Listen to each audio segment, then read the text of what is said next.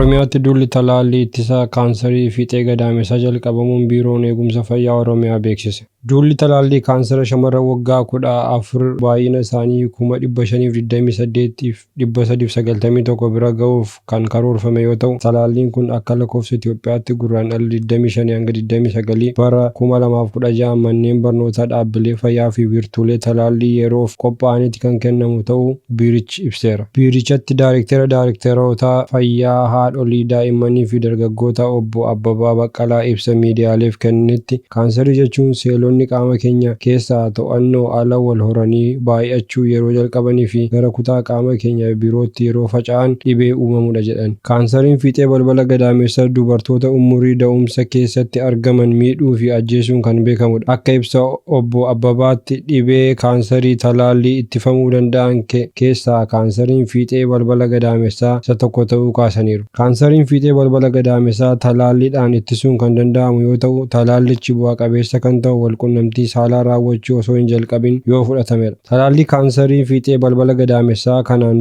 dura marsaa lamaan kennamaa ture. Hafuudhaan yeroo ammaa talaallii marsaa tokko qofaan waan kennamuuf duula kanatti akka fayyadaman waamicha taasifameera. Itoophiyaa fi Kaameruun qalliinsa mana jireenyaa Afrikaan dursa addunyaarraa immoo sadarkaa lammaffaaf sadaffaa qabataniiru. Itoophiyaa fi Kaameruun keessatti kiraa mana jireenyaa akka malee qal'ina jedhame. Lammiileen biyyoota kaanii qalliinsa isaanii harka guddaa kiraa manaaf baasu jedhanii qorannoon godhame. Dhaabbanni sadarkaa jiruuf jireenya lammiilee biyyoota hordofu maqaan isaa Nemebo jedhama. Dhaabbanni kun yeroo yerootti sadarkaa jiruu fi jireenya biyyoota addunyaa hordofee baasa ture. Qorannoon isaa kan bara 2024 keessa jiru kan Afrikaa ilaallatu baasitti Afrikaarra Kaameruun qalliinsa mana jireenyaatiin sadarkaa tokkoffaadha jedhee kaa'e. Lammiin biyyattii galii argatan keessaa ji'atti dhibbeentaa 43.9 mana kiraaf kaffalu jedheera. Addunyaarra ammoo sadarkaa lammaffaarra qabatteetti. Itoophiyaan qalliinsa kiraa manaatiin Afrikaarraa sadarkaa lammaffaarra, addunyaarra ammoo sadaffaarra jirti. Lammiileen biyya kanaa warri mana kiraa galan